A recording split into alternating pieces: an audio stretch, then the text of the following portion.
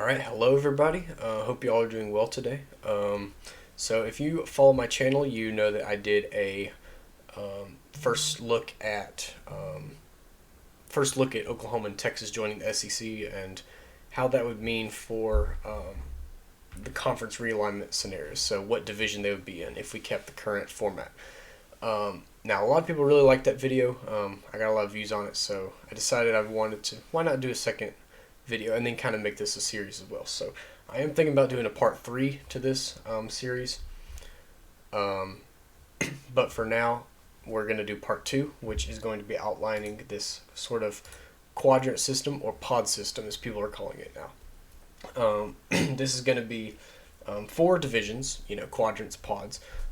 I, for one, like saying quadrants a lot better than pods. It just sounds, more professional, but I find myself saying pod a lot more just out of instinct because it's a shorter word. So here we go right into this. So as you see, there are 4 quadrants here. The first one is going to be the West Quadrant, and this is Arkansas, Missouri, Oklahoma, and Texas. Now, I did a lot of these mostly based on geography, but I also kind of made a tier list of SEC schools, separated them into 4 tiers, and kind of divvied them up based on that as well. So I tried to make all the quadrants as balanced as possible while keeping the geographic makeup of the area. So as you see, you got basically all the old Big 12 schools, or Texas got the rival with Arkansas there as well. So I'm just gonna go off geographic makeup, but also keep them kind of balanced. So the next quadrant we have is the South Quadrant, and this is going to be LSU, Mississippi State, Ole Miss, and Texas A&M. All right, and you might be wondering, why did you not put Texas A&M in there with Texas? Well, I just felt like Texas A&M would kind of make the West a little overpowered, with Oklahoma being a playoff contender basically every year in there, and then Texas A&M was up there last year, so I tried to make these as balanced as possible, like I said. And so also tried to keep the states together. I think that Texas is the only one where I didn't do that. And so it would kind of appease Texas A&M not having to play Texas every year. Well, I'll get to that. But not being in the same pod as Texas, while also Texas being able to play Texas A&M. So that's kind of a small tangent. But there's the South Division. Now, for our next quadrant, we go to the Central Quadrant. And this is going to be Alabama, Auburn, Kentucky, and Vanderbilt. Now this might seem kind of strange, being as Kentucky is pretty far from Auburn, for example. But it's only a 7-hour drive. I actually looked it up, between Lexington, Kentucky, and Auburn, Alabama. Compare that to the distance you had to drive from, say, Auburn to College Station. Is a lot further. So I think you put it in perspective. It's just it's not that far to travel between these 4 schools. It's basically on 65, right?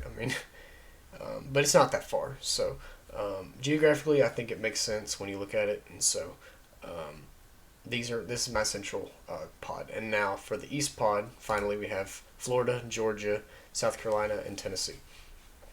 And so these are my quadrants. I will get into the rules right now. So obviously we have 4 quadrants or pods of 4 schools each.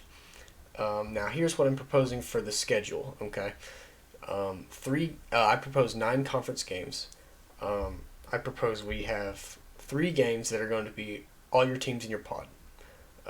So that'll just make it pretty simple, those first 3 games, and then the next 3 games will be 1 protected opponent from each other pod. So, for example, from the West pod, you would play 1 opponent from the East, 1 opponent from the Central, and 1 opponent from the South every year. So that's kind of similar to the protected rival system I talked about in part 1 of the series. You're going to have 3 of them, basically. And then the last one is the last 3 games are going to be at-large teams from other pods. So I considered doing kind of 1 at-large team from each pod, but I think it would kind of be more fun if you went with just 3 random teams just that you didn't have in your schedule, all in a hat, and just decided randomly. So you might get 2. You might play 3 teams from 1 pod each year. So I think this would just be it would be more chaotic, but it would just be more fun to kind of get a mix up. And so here's what I'm proposing for the SEC championship. So you would take the team from each pod with the best conference record. Um, so one team from the West, Central, South, and East.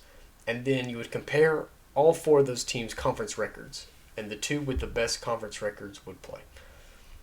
All right, I'm not gonna go through every single team's protected rivals or anything like that, like I did last time. But I am going to look at a couple of examples, and I'm going to look at their schedules. So for our first example, I just went with the LSU Tigers as a sample schedule scenario. So in their pod, they would play the three other teams from their pod, so Mississippi State, Ole Miss, and Texas A&M.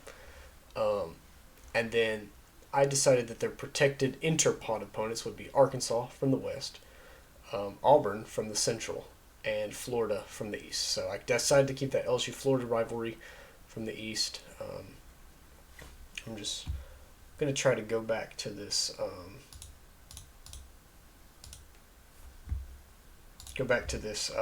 conference makeup. So as you see, LSU is in a conference in a pod with Mississippi State, Ole Miss, and Texas A&M. So they would play all three of those teams, and then they would play one team from each other pod. So every year. So that would be from the West, Arkansas, from the Central, Auburn, from the East, Florida. I decided to keep LSU and Auburn, the Tiger Bowl, in there. Just felt like that was a good matchup. And plus, Alabama can play Texas A&M, which is more on their level. So going back to it, and then so for at-large opponents, I just basically put the rest of the teams that were not on their schedule, and I put them in like this random generator, and what came out was Tennessee, Vanderbilt, and Georgia. So pretty good schedule for LSU there, playing Georgia. Not Alabama, believe it or not, but LSU plays Georgia and Texas A&M, Florida. So those should be good games for LSU in this scenario. So for our next example scenario, we're going to look at one of the new teams, Texas Longhorns. So if you look at their intra-pod opponents, which, opponents in their pod, they would play Arkansas, Missouri, and Oklahoma. Obviously Oklahoma. You need to keep that matchup. And then I decided to make their protected inter-pod opponents Vanderbilt, Georgia, and Texas A&M. And I'm going to pull up here, there we go. So if you look at Texas, they play these three teams in the West. And then I decided to have them play Vanderbilt every year. Poor Vanderbilt, I know. But that's what I decided. All right, sorry, I guess. I don't know. And then I decided to let them play Georgia every year. Because I think that would be kind of a fun matchup. Like a rematch of the Sugar Bowl kind of thing with Bevo and Uga fighting. That was a fun one. But I think Texas Georgia would be a good marquee matchup. And then Texas and Texas A&M, of course. The rivalry that the Aggies do not want to bring back. But Texas is coming, so get prepared. And then I just put at-large opponents in there, so I just did random. Again, so Kentucky, South Carolina, and Auburn is what we'd get for Texas. I think it's a pretty good, cool schedule. You think about Texas playing a lot of these guys, and that's kind of interesting to me. So I like this kind of new schedule format because you get 3 at-large opponents versus now you get 1, basically. So it just, kind of spices things up a little bit. So now I'm going to move on to the SEC Championship. So here we finished the season in this new pod system, and we have our pod winners. So from the West, Oklahoma had a 9-0 record. From the South, Texas A&M won with a 7-2 record. In the Central Division, Alabama had an 8-1 record. I guess they slipped up, lost to maybe Auburn or I don't know, whoever. But and then in the East, Georgia got a 7-2 record. Okay, so one of my rules that I added is first place would be the home team, and if there's are ties between second and third, you would look at the head-to-head matchup, see if somebody won that game or if they actually played, and if they didn't play, you would basically look at the college football playoff poll, and whoever was higher ranked in that poll would take second place. Okay, so if you're looking at this, um, this list, you would see that Oklahoma and Alabama have the first and second best records, respectively, in the conference. And so they would match up for the SEC championship. That would be such an interesting game. I mean, those two teams are just so great. So this is my new pod system that I've kind of outlined here. Let me know what you kind of think about this. Like I said, my first video, where I kind of kept everything the same with the West and East Division, got a lot of views on that, kind of. Got a lot of good feedback, and so I'd love to know what y'all think about this.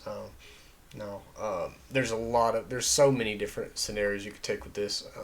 Definitely more liberties to be taken here.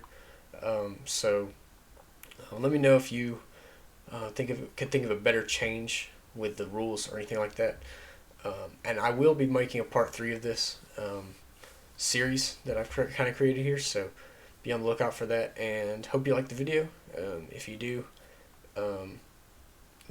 comment, just let me know you like it, and maybe subscribe if you want. Like I said last video, I kind of do this YouTube thing for fun, just kind of get my thoughts out there, and just kind of something to show my friends and stuff. So hope y'all have a great rest of your day. Bye bye.